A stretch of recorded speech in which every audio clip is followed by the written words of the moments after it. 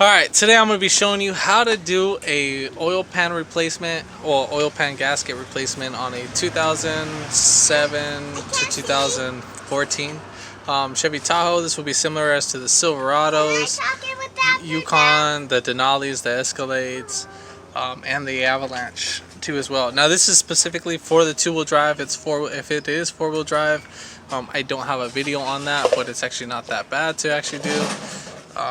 If you have to do it, basically you're going to be taking off the passenger side CV axle, unbolt it, take off the 4 bolts that are holding the 4x4 axle subframe, so you don't bolt those, and then you can just let it hang, and then you can actually sneak out the oil pan from that. That's only going to be the difference in this video. But if you haven't already, like, subscribe, and then share this video. And then if you have any comments down below that you want to ask on something, or I mean, if you want to put any comments down below, just let me know if you have any questions on anything, so that I could guide you through this process. And then we'll go ahead and start this video after the intro.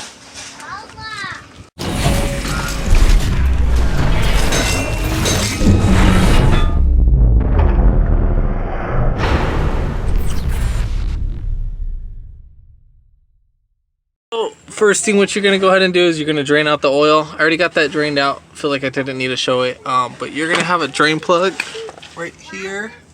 That's going to be a 13 millimeter. And then you're going to have your oil filter on that side, on the driver's side. You can use some vice grips, some pliers right there, just like that. So you can use those. And normally you would have a plate right here, so you wouldn't be able to see this. And then same thing right here, you wouldn't be able to see that. But this was already prior broken to me getting this. I don't know why it's gone, but basically you would have 6 14 millimeter or 15 millimeter bolts that you need to take off. So 1, 2, 3, 4, and then 5 and 6 bolts. So you would take those all off, and then you would have more access to the oil pan. And then for the oil pan, they're going to be 10 millimeter bolts all around. And then we're going to need to take off the rack and pinion. So these are going to be 24 millimeters, so there's going to be 2. And then you're going to have 2 18s. So one right in here, and then one right in there. And pretty much this wire bracket is going to have a 10 millimeter. Once you unbolt that 10 millimeter on the wire bracket, you're just going to pull and then pull towards the driver's side wheel. And then for this, the transmission line, you're going to have a 10 millimeter right there, that bolt, it's a bolt bracket, so you would hold that down. And then same thing, you would have that plastic right there. You would take off that 10 millimeter bolt that's right there. You don't need to take off the starter, you can just actually leave it in there. If you wanted to make it slightly more easier, you can take it off. Those would be 13 millimeters, but you would need to disconnect the negative battery cable terminal, but I'm not going to do that. I'm not going to be touching that. So we're going to have all these 10s all around. So we're going to go ahead and take those off. And then on the back, the transmission. So right there, you're going to have one 15 millimeter. There's actually going to be 2 15 millimeters. And then there's the second one right there that's going to be bolted down to the pan. I have the car kind of lifted up too, just to mention that. I have it on ramps, so I do these specifically for these jobs, so it makes it more easier and saves time. But if not, you can actually lift it up from where those scratch marks are from the subframe, and then same thing from that side, and then you can use your jack stands to support that. And then also we're going to go ahead and have to take off this crossbar. Those are going to be 18 millimeters, so you're going to take off one bolt from right here and then hold it from the other side on the other end of the bolt, so right about there. And then there's going to be 4 in total, so we'll take off all of those 4, and then the rest of the video is going to be all fast forward.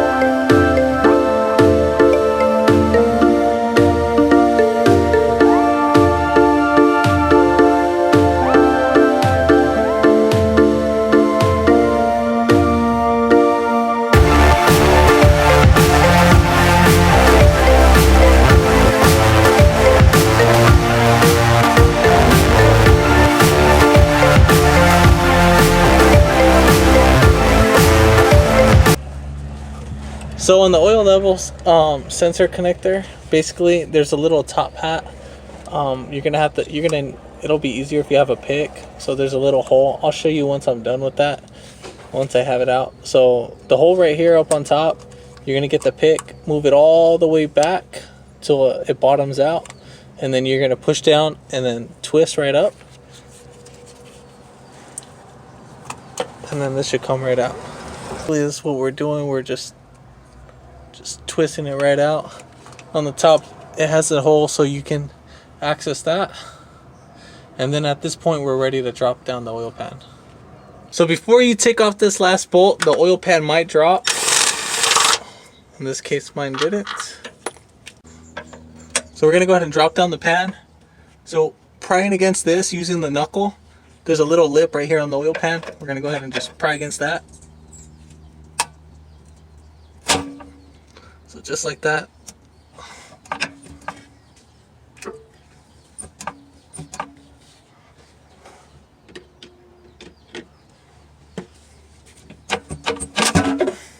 And you'll just wiggle it up and down, and then we'll push forward. Make sure nothing's catching up on it.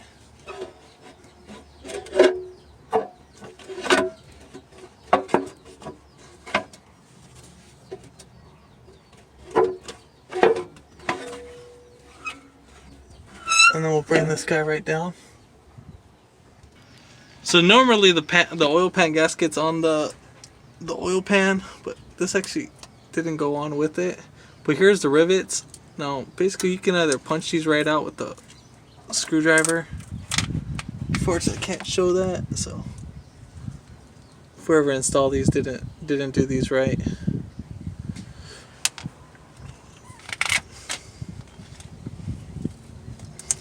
I'll just pull this guy right back. I'll just toss that to the side.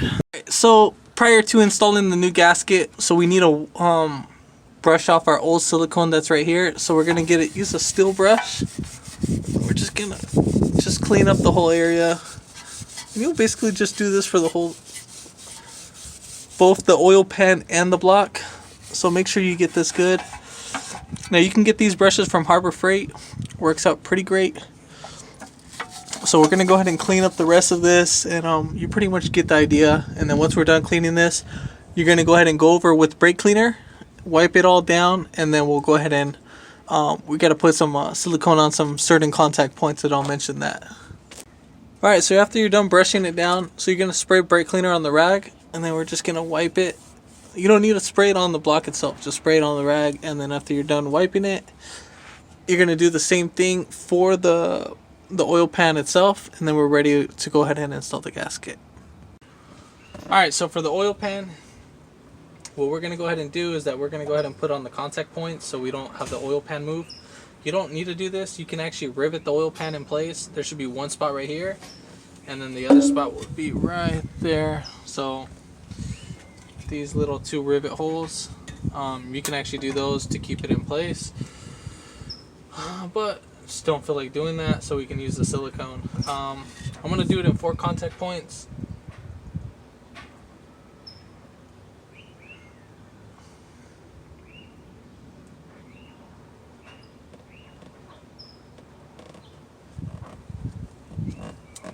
I don't know if you can see that. So this will just keep the gasket from moving around.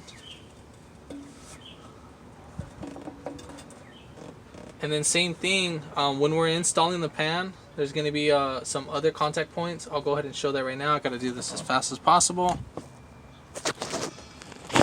So right here, the spots that you're going to be putting silicone, so you're going to put one right here, right there. So you need to fill up this whole spot right here. And the same thing for right there. And then right there on the front, you're going to fill up these two right there as well. That one as well. So we're going to go ahead and fill those up with silicone.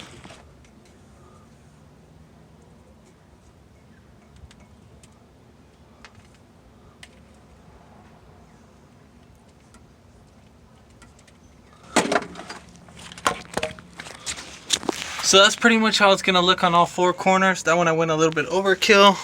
The front 2 are good. So we'll go ahead and install that. So you want to go in nose first.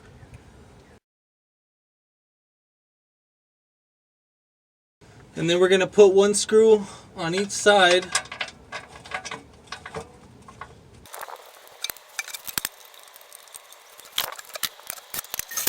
So as you can see, I just have one and then two bolts right there on the opposite side of each other. No, it's just only snugged in. It's not bolted down. So we're going to put all the oil pan bolts, so just the upper ones. And then the last two, the 15 millimeters, we're going to put those in last. Don't put those in right now.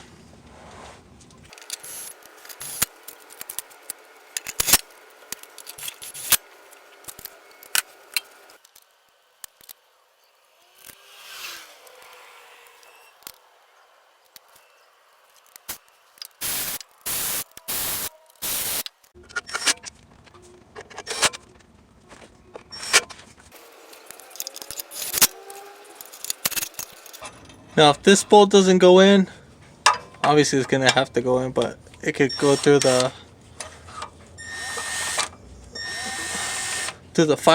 flywheel, but it'll actually go in, so just don't be alarmed if it's not catching.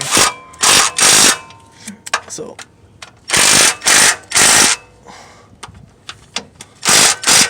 make sure you don't tighten these too tight. I want to say good 12 pounds.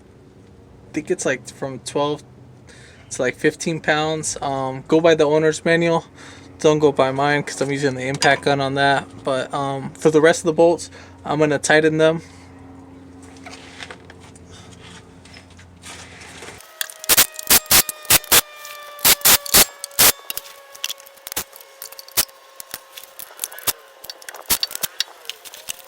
Then after we're done getting on those bolts, we can go ahead and tighten these, put these guys right in. Now they should slide in. You shouldn't have any problems with them.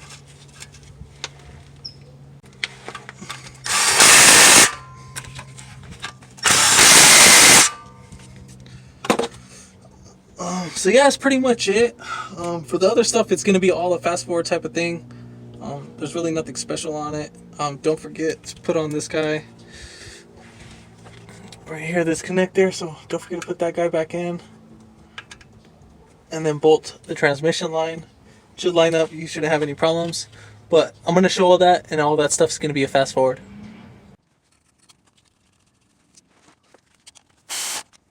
So right here for this guy, make sure that this slides right into that notch, so should be a little hole, and then we can bolt this guy down.